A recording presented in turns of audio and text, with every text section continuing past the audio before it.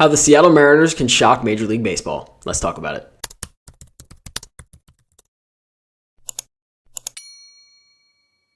So in case you guys have missed it in the baseball world recently, there has been some big news that Roki Sasaki, who perhaps to be the best talent of any pitcher on earth, is officially being posted this offseason. Almost any team would love to have him on their squad, with the Dodgers being the very obvious favorite. And that is because of the obvious connection to Shohei Ohtani and Yamamoto, who they recently just acquired last offseason. All three of them have played on Team Japan together and seem to know each other very well, and are obviously all starting pitchers as well. Now in this video, I just want to go over two separate things. One is who is Sasaki as a player, and two, why if you're a fan of a Major League Baseball team, you should want the Mariners to go out and get him. That's probably a very confusing statement on what I mean by that, but I promise you I'll explain what I'm going for later in the video. But anyway, let's get into who is Roki Sasaki. So he is a 6'2" starting pitcher who can run his fastball up to 102 miles per hour, as you know by the famous clip of him striking out Randy Arozarena at the Baseball Classic. In 2023, his four-seamer averaged 99 miles per hour, while it did dip in 2024 down to 96.8 miles per hour. He complements that fastball with an 88.2 mile per hour average in 2024 on his splitter that generated a whiff rate north of 57% in 2024. He also has a slider that averages 83.6, which also got 40.7% whiff rate last season. Now, while there is no doubt that Sasaki could be the #1 starter on some Major League Baseball teams, maybe not right away, but definitely develop into the best starter in a rotation,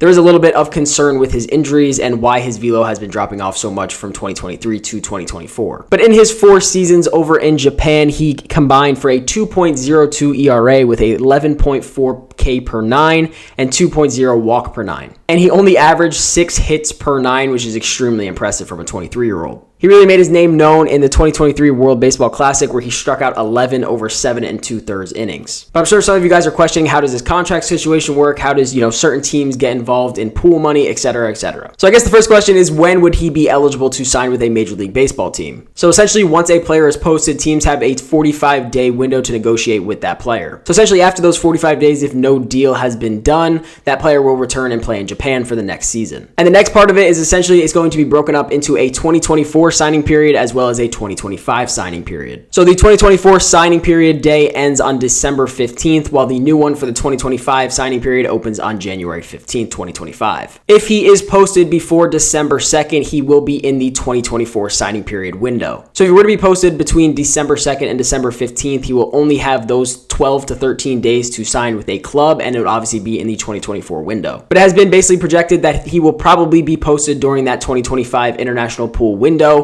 mainly because he will definitely get a lot more money if he is posted during 2025 than he is during 2024. So basically, on top of that, if he were to sign in 2024, he'd be probably making just about the league minimum. But if he does wait until the 2025 period, he can have a chance of getting a bigger contract. Now, that contract will not be anything of what Yamamoto got, just due to his age of being 23, which is under the 25-year-old limit. So essentially, he will be not getting a massive contract, so it'll be pretty affordable for most teams. But now let's move in why to the Seattle Mariners can shock Major League Baseball. And if you are a fan that needs a starting pitcher, you should want the Mariners to go get Sasaki as well. So essentially, if he were to be posted for the 2024 signing, the Mariners have absolutely no shot, because from what I have found, they only have $19,000 in international pool money left for the 2024 signing period. But for the 2025 signing period, the Seattle Mariners are in the top pool, where they have $7.5 million to go out and spend in the international pool. Now, the other teams on here are teams like the Reds, the Tigers, the Marlins, Brewers, Twins, Athletics, Rays. So a lot of small market teams get a lot more money to spend in international pools. Now, it seems to be the estimate for his contract is about $7 million AAV if he were to sign during that 2025 window.